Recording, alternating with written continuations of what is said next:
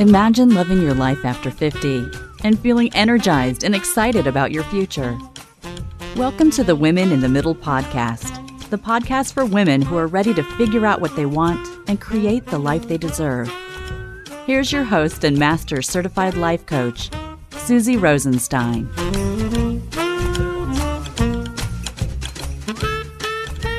Hey there, welcome back to the podcast, Women in the Middle. I'm your host, Suzy Rosenstein, and I am so glad to be with you here again for this week's episode, which is another interview in my series called Getting Real with Women in the Middle. Getting Real introduces you to real-life women in the middle who have made a big change and figured out how to love their midlife. Today's Getting Real interview is with someone who went from being an award-winning corporate sales director at major magazine brands to being an entrepreneur who focuses on helping women be more adventurous. I'm absolutely thrilled to welcome Stacey Newman Weldon to the Women in the Middle podcast. Stacey, thanks so much for joining us here in podcast land. Hi, thanks for having me. This is very exciting. Fantastic. So Stacey, one of the reasons I was so interested in sharing your story was because of the huge contrast that you experienced in your life en route to finding yourself and discovering what you call emotional sobriety. So please tell me a bit about what was going on in your 40s when you hit rock bottom. Well, I had left my husband probably just after I turned 40 and very quickly got into another relationship. And, thinking I had found somebody new and different, but it was one of those things where it was actually worse. The relationship, he had a worse illness and it was just awful. And it's kind of where I discovered I was very codependent. I probably should have left, that I was only really separated from my husband and living on my own for about 5 or 6 months when I started in this new relationship. Right. And it took me, I should have left it after 3 weeks, and it took me 5 years. And during in and out of getting out of that relationship, there was another man who showed up, a guy who likes to think of himself as the knight in shining armor coming in to rescue the lady. And I was at a point in my life where I was like, I wanted to be rescued because it was never about me. It was always about everybody else, and so it was like looking everywhere outside for help. And when that relationship on top of the already bad one went sour, that's when I hit rock bottom. It was like a relationship rock bottom. You would think leaving my husband would have been it, but That's so interesting. It was like two things in a row that built up kind of. Three, yeah. Leaving my ex and then the new boyfriend of 5 years, and then the one on top of that tried to rescue me from the bad relationship. Wow. So, and when that, the knight in shining armor wasn't as shiny as he came across, probably one way to put it. I realized the problem was me. It's like, well, who am I attracting all these men who are so awful for me? And I was just so miserable. So I was probably in my mid-40s about then.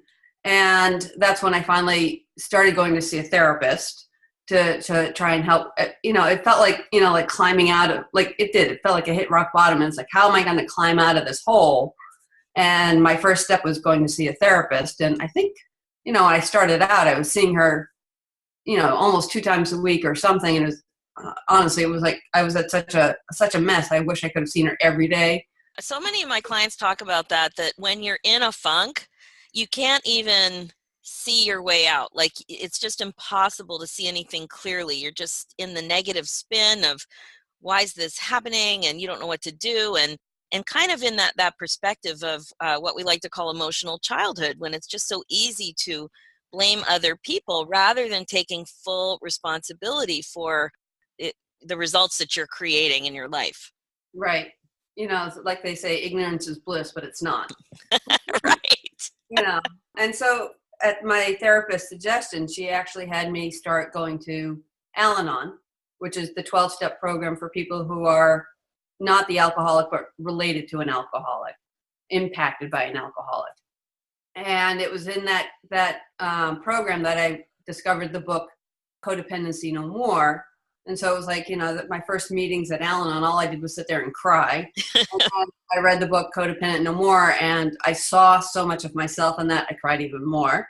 But it was like I needed those steps to keep going. And, so I was doing, the 12-step program, and then I was doing that. And, honestly, I was trying to do almost anything to make myself feel better. And from that 12-step program, I actually found another one, which is called Adult Children of Alcoholics and Other Dysfunctional Parents. And throughout all these different methodology, the 2 programs and my therapist and all the other things I did, my parents aren't alcoholics, but it turns out my father's a narcissist. And we won't go into the trigger that we've had since last November of narcissists being prominent. But narcissism reflects a lot of the chaos that alcoholics have. So it turned out, like we were just saying, one of the things you were saying, I learned during my recovery, the thing about taking responsibility for myself. It's like the old finger, when you're pointing at somebody else, look at the 3 that are pointing back at yourself. And that's where it's like, instead of blaming him or him, I had to go back and look at what was in me that was like attracting all this chaos. Why did I want chaos in my life? And besides the programs, I also started trying alternative, woo-woo kind of thing, like tarot card readings. And that led to finding a metaphysical store where the store owner had psychics and intuitives show up. And there was even one channeler who showed up, and they all helped me, shift my mindset in one way, but each one of them was its own adventure. So, I was trying all sorts of things to get through recovery, as well as knowing that the only way through is through, or the only way out is through. So it's like I knew I had to feel all those dark feelings that I had buried in the past, let them come up and out. But at the same time, I'm like, well, what's going on? Who is this? And who am I? And well, that's the one thing that stood out so much when I was reading about you and when we had our little pre-interview, was when you said that you didn't even understand that you had a playful attitude. And that playful attitude, it sounds like, has been the thing that's really directed you forward into your whole new life and career. So what was that like when you started to see this essential part of who you were coming through, kind of like whispering to you? Well, it did start. It's actually one of the alternative, one of the woo things I did was see this channeler. She's a woman who calls herself White Buffalo Woman. And it's pretty amazing to see her. And one of the pieces of advice that she gave me, because she channels not only what the woman Eve doesn't, also besides White Buffalo Woman is the spirit that she channels through, but other spirits come through to talk to you, kind of through them.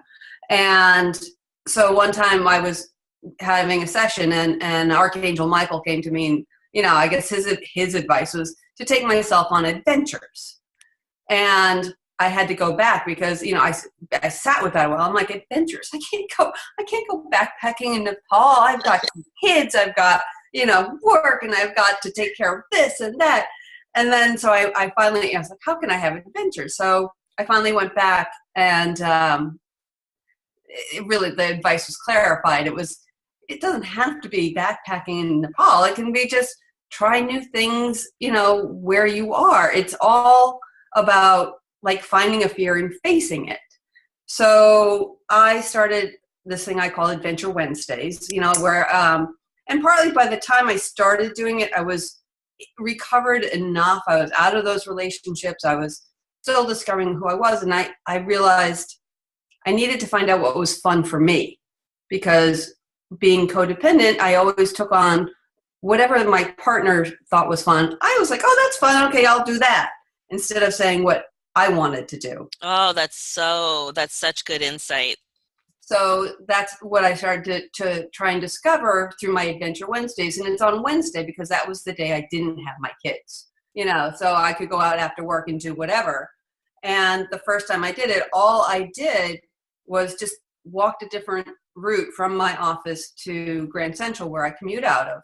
And instead of the normal way. And so since I walked a different way, I looked up on a different side of the street in the buildings. I noticed how pretty they were. And then I found a new restaurant that looked so cute. And so the next week I took myself to that restaurant. And the intention I had was, I'm going to meet somebody here. I'm going to sit at the bar and I'm going to talk to somebody. And I'm in sales. I'm used to talking to people. In my corporate life, I was sales and nominated and all that stuff. But it was way different when it was like for myself, I the only person I talked to was the bartender. And so I was like, it was an utter fail. But I learned from that failure. I was like, all right, I'm not going to go to a bar to try and meet people. And it's not that fun. I'm doing other things. So that's where I started, I found a place that had all these unusual courses. I took belly dancing, which, was fun because that helped me feel more comfortable in my body. Because if you've ever been to a belly dancing class, they're not all skinny fit people. You're supposed to have good curves, and it's like, oh, all right, I feel much better. It's like, and each little adventure built on the next. So it would like baby steps to building confidence and learning how to trust myself and knowing what I liked and, being able to give myself the freedom to try something new and do it, like you said, in a playful way, but with like an adventure attitude, like, okay, every challenge is a lesson to be learned. So hopefully, I wanted to have fun while I'm learning, even if I'm facing a fear, I know, I totally love that. But there's a big leap between you having these little Adventure Wednesdays and you starting a business that's focusing on helping other women becoming more adventurous. So what the heck happened? Where did you get that idea? Well, it was kind of slow in coming. I mean, I posted about my adventures every Wednesday, and it turned out a lot of my friends really liked it. And one time I didn't post because I had been doing something really dreary, which was, applying for college financial aid. And when my friend reached out and said, what happened? What'd you do yesterday? That was like a flip for me. It was like, oh, I don't have to look at it as dreary. I can say, I'm learning something new. I'm learning how to, do college financing. And so all of a sudden it was just like, it was like another one of those lights that went off. And it was actually, about 5 years ago, it'll be actually 5 years in June, that I took myself out on an adventure to a speed date in a yoga studio. And that's where it was very unusual, and people were right in my age range. And there was like all these things. I was like, I knew it was something I wanted to try, but the whole, that movie Hitch with Will Smith, where, the whole idea of speed dates in a bar was just like, it just felt greasy and slimy or whatever. But in the yoga studio, it'd probably be a higher class of guy, Absolutely. And it was on a Wednesday. So that was the clincher. I was going to try it. And I went and I had fun and I got stories out of it. And out of all the people there was really just one guy I kind of liked. And I had to let it go because when I left, he was like sitting off and laughing with someone else. And I'm like, all right, fine. This isn't where I'm going to meet, but haha, I've got a great story about, that weird girl on the other side of the room, And lo and behold, the next Monday he reached out and we've been, together ever since. And he was the one that really liked my idea about Adventure Wednesdays because I kept doing it. Even though I was dating him, I kept going and taking myself out. And he bought a URL for me so I could start blogging and sharing my stories. So I started doing that slowly, and it just sort of started taking traction. And a year and a half ago, I got downsized. I honestly felt like that was the universe telling me it's time to take this to the next step, And I still didn't know a whole lot about blogging and all that stuff. So New York also, I live in New York, and the unemployment program has a thing where they will give you your unemployment benefits if you start your own business. But you also have to prove you're learning. So I sort of distracted myself really from my business by taking all these courses that could help with the business. And after I finished that, I realized I really can't make money just doing a blog. What can I do? And so I hired a business coach, and together we actually discovered, what I really like doing is inspiring others to take themselves out on adventures, to help them learn that life isn't hard, it's fun, and it doesn't happen overnight. But if you just start, you end up having a lot more fun and excitement in your life. Oh, 100%. It fits so well with the regret proofing work that I do, because nobody will regret not having regrets, right? And the thing that is such a stopper for all of us is fear. And that's one of the reasons I love your business idea so much, because it feels kind of like an antidote to fear.